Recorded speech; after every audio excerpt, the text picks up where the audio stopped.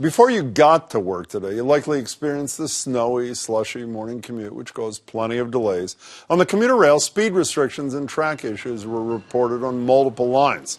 We asked about those delays, and a spokesperson for Keolis, the company that runs the commuter rail, tells us none of these issues were weather-related. Go figure. According to a video the company put out last weekend, the commuter rail system is ready for more snow. We know that winter can be a challenge here in Massachusetts. With all of the investment in extra equipment, with all of the planning activity, with all of the exercises that we've run, I can tell you we've never been more ready. Not a great comfort, with the Globe reporting that Keolis canceled 4 times as many trains this fall as last, 222 to be precise, 81 alone in October, 98 last month, although many of those had to do with the planned construction shutdown in Newton. Just a couple of weeks ago, we learned only 61% of trains on the Worcester-Framingham line had been running on time over a 30-day period. On the Fitchburg line, it was 68%, and winter hasn't even begun.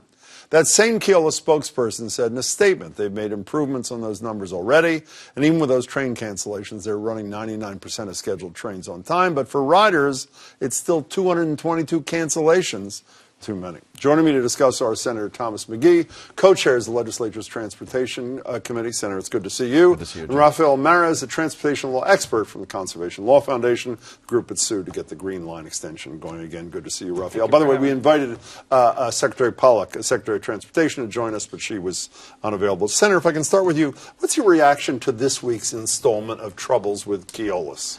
Not surprised. I mean, it's unacceptable, but not surprised. And I guess I've been talking about it for a long time. We keep talking about reforms, and we lose sight of the reality of what the system faces. It's a massive underinvestment over years and years that the commuter rail now is just, as the problems arise, that really reflects the underinvestment and the lack of people understanding that we need to make a massive investment to make this system work properly. Charlie Baker and Secretary Pollack said there's enough money in the system for the investments you talk about. You agree with them? I disagree with them, and there's a lot of criticism about the past administration being able to not spending the money they had. We're in the same place. We're not spending the money we have, but we need to spend more money. And look at it this way, Jim. We keep talking about state of good repair, and we're going to spend $750, $60 million a year to get to the state of good repair in 25 years. That's really that's. So we're talking about a tax increase. There needs to be new tax. Is that what you're saying? What I'm saying is, if we want to make the system work and we want to grow our economy and create a system we can depend on that's safe and efficient, we need to put the investment into the system. Does that mean a new tax? I think it means a new revenue source, whatever that might be. Fine. Are you with him on this? I am 100%. I mean, can you imagine what it's like for people who stand on a platform and expect a train to show up, and it's just unplanned, unpredictable, just doesn't show up? How can you use the system when you don't know if your train is arriving or not? You know, it seems to me as a layperson that the state is almost enablers here. Many people believe that Keolis bid low. And then the enabling part of this, I mean, a couple of months ago, I think it was in July, $60-some million given to them despite the poor performance over the next 5 years. We've allowed them to keep some of the fines they've done, some they've paid, some have been returned to them. Isn't the state essentially subsidizing their poor performance when they're doing these kinds? Why do you give more money to an entity that's performing poorly as opposed to saying when you perform well, we'll consider giving you more money? Well, it's a great question. Again, the underlying question is, are we going to get an explanation on why that happened? We haven't really gotten an explanation, except that, well, we're going to give the money to make this from the state, you mean? I'm talking from the administration. Yeah. So, again, it's avoiding the reality of where we're at today.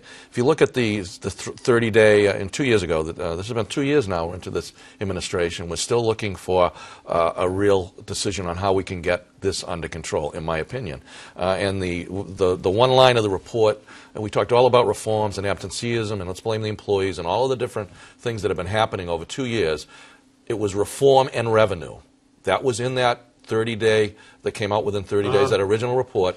That has consistently been the reflection, whether it be in 07, 09, 13, that yes, we can reform. That's a drop in the bucket. The reality is that we need to make an investment in this system.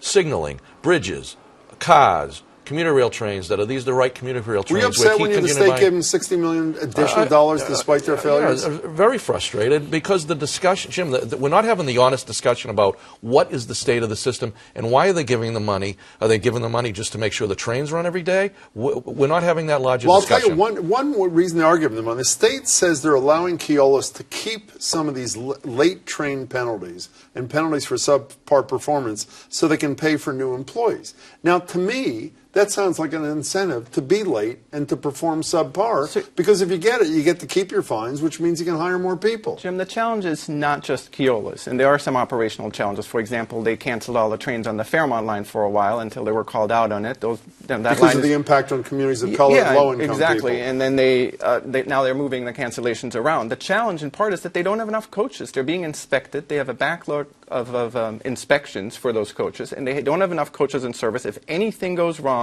they have to cancel trains. Whose responsibility is that? It's the state's. Well, the MBTA owns the coaches. So you can't blame Keolis for that, Well, I'm can saying you? they obviously played a role in how they implemented it, but the challenge is having enough coaches and having enough investment. We don't have enough investment in buses either. And the Red Line today, they are purchasing an additional 134 vehicles. That's a good idea. You know, Senator, the thing that I have to say I don't get, again, as a layperson, I don't do what you do. I'm not co-chair of the Transportation Committee. When you have this endless succession of troubles, we didn't even mention the damaged train that no one is told about. I don't know if you were told about it, that's put back into service carrying customers. It's on and on and on. Is there anything Keolis could do that would cause you, your colleagues, the secretary, the governor to say, enough already, we need to make a better choice? That's a great question again. Let's put it all on the table, Jim. I still don't believe that the complete transparency that the consumers of this system expect is available. People don't even understand why the trains are late. What is the problem? What is the problem with the equipment? And when we had the problems a couple of years ago, there was a huge problem with the generators that were creating, because the snow was so fluffy, was creating a substantial problem with the trains. But you almost need to pull the teeth from people to get the right suggestion. And sometimes some of those discussions aren't going to be discussions that are comfortable, but the reality is we need to be open and honest about the state of the equipment, the state of how the service is being run, is the schedule. We just had a whole new set of schedules put in that impacted my district and others that, what input went into making sure those schedules were created properly, and are they working? We only have 15 seconds left. Who's primarily to blame here, the Baker administration or Keolis? I think it's ultimately the Baker administration's responsibility. The MBTA has to run these trains. If they outsource the service, which they have done forever, they need to be able to make sure that it's run properly and that they have all the equipment that they need to run it. We got to go, Senator. Thank you so much. Glad to be here. Thank you, Jim. Thank you. Thank you for having us. And by the way, Keolis is welcome here anytime.